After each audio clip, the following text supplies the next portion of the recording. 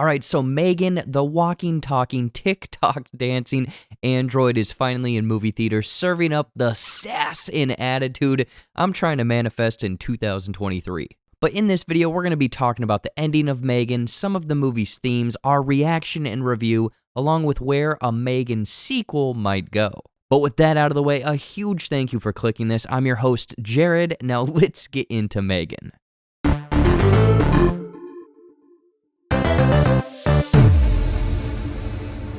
Alright, so M3GAN kicks off setting the stage with a young Cady and her parents unfortunately being hit by a snowplow on a family ski trip, resulting in Cady having to go live with her Aunt Gemma, played by Allison Williams. Now, Gemma is the furthest thing from a parent. Smart home, smart car, a personal Alexa-type device called Elsie. Her career is her life, working in R&D at an AI toy company, I think called Funki, living and breathing the latest technology, working on the next big thing.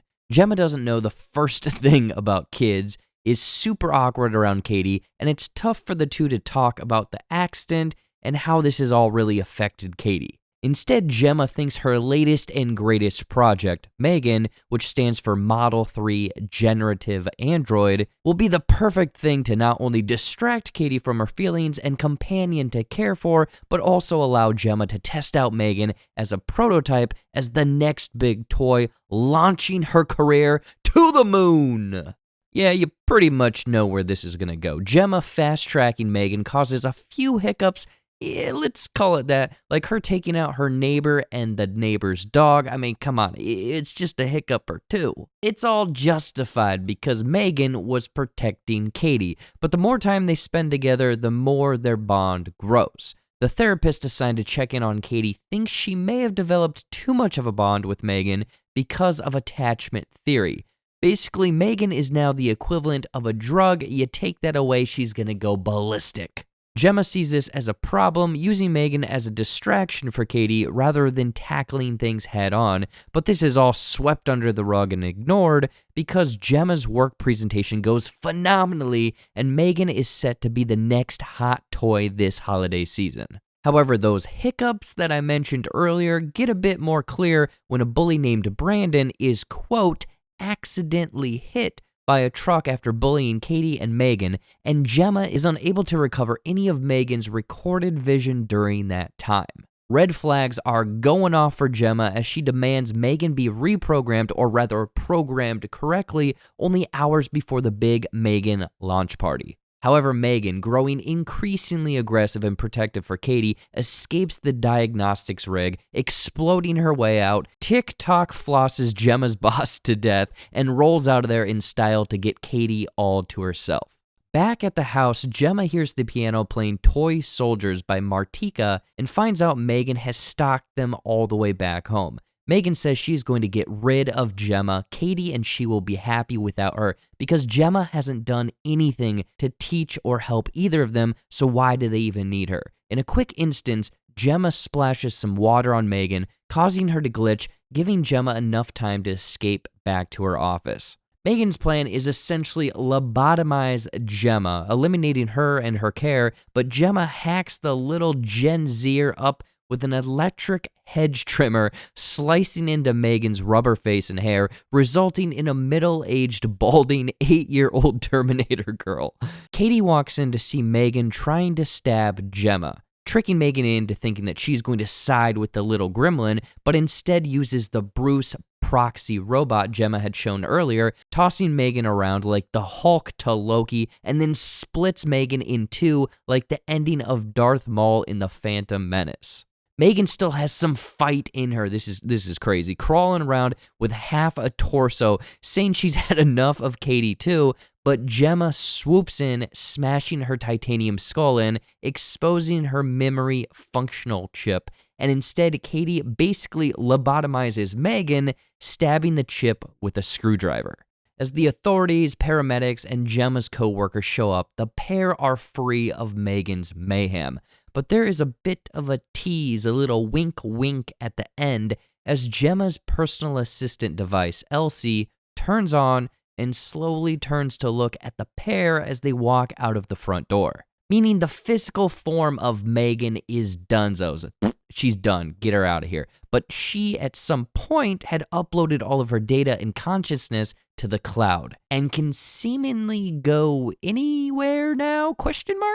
Meaning M3GAN is now more powerful than she ever was in girl form because theoretically, she can jump into any sort of smart device or technology, and all the tech that was shown in the movie, she can basically go anywhere. So Cady and Gemma aren't out of M3GAN's grasps just yet.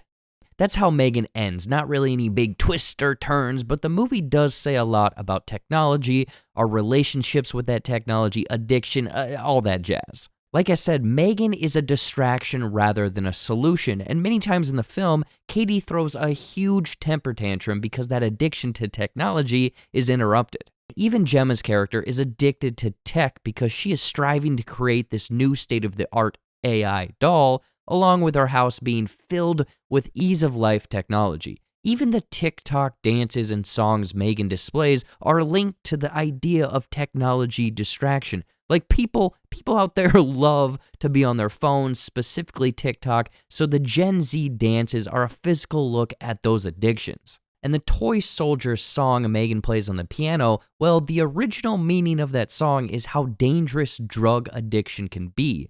That they can control someone similar to how kids control the toys that they play with, and in this case, the movie's case, the technology in our lives controlling us.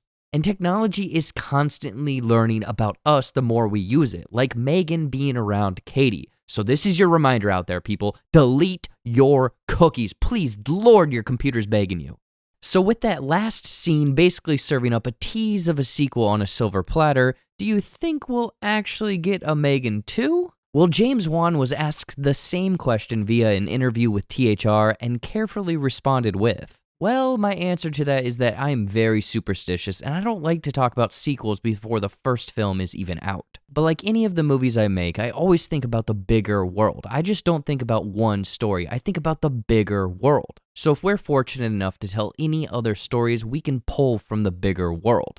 Now, this was before all of the social media buzz, viral videos, viral marketing, and the critics and audiences both loving this killer doll doing TikTok dances, so it seems inevitable that a sequel is in the cards, and the world building is already happening. And to add more fuel to these sequel rumors, trusted scooper Daniel RPK reported via his Patreon that he's heard that a sequel is already in development, so bring it on. However, what a sequel is going to entail is entirely up to our imagination. I think the easy bet for a title would be M3GAN 2.0, with her potentially taking a more of a HAL 9000 or even Ultron approach. Being able to jump into multiple electronics via the cloud, maybe even amassing a giant army of M3GANs. We've already seen what a group of these gals look like via the marketing, and it would be terrifying. Maybe it's too easy of a guess, but her attachment to Cady will probably drive M3GAN to pursue her even more, taking out Gemma as revenge, and attempting to cut off any relationships Cady has formed between the two films by hacking into multiple devices, kind of like that Child's Play movie from 2019. I mean, the two Robo-Kids share similar characteristics and fashion sensibilities, so hey, it could happen. But yeah, M3GAN was a low-stakes, fun time. You know exactly what you're getting into with this dancing robot slasher. Surprisingly, it was more funny and less scary than I thought it would be. Like almost everything M3GAN said or did, I got a kick out of. Her singing Sia's Titanium, I mean, come on! The VFX, puppeteers, and actually getting M3GAN to come to life totally works. But it's just enough of that weird, uncanny valley to make things look a little unnerving. The movie knows what it wants to be, and at the end of the day is way more of a goofy, over-the-top slasher than anything. I'd give M3GAN 7 out of 10. Again, the trailers give you exactly what the movie is, but I do wish things got a bit more brutal and held on some of the thrills a bit longer. There's definitely a more gruesome version out there. Heck, even the second trailer has some stuff that wasn't in the movie, so I'm assuming that they had to cut it down to hit that PG-13 rating. I mean, it's smart. It's smart, people. A bigger audience. Anyway, I'd love to hear your thoughts on M3GAN. Was this the evil doll Chucky movie with added sass, you were hoping for, and what do you want to see in a M3GAN sequel? And I'll let you know, we're currently running a competition giving away 3 copies of Black Adam and Dawn of the Dead on the 15th of January, and all you gotta do to get a chance of winning this is like this video, subscribe with notifications on, and drop a comment below with your thoughts on M3GAN. We pick the comments at random at the end of every single month, and the winners of last month are on screen right now. So if that's you, message us on Twitter at Heavy Spoilers. If you want something else to watch, be sure to check out some of our other cool videos like our handful of breakdowns we've spent so much time on and the M3GAN Ending Explained. But with that out of the way, thank you for your constant support. I've been Jared. I'll see you in the next one. Take care and peace.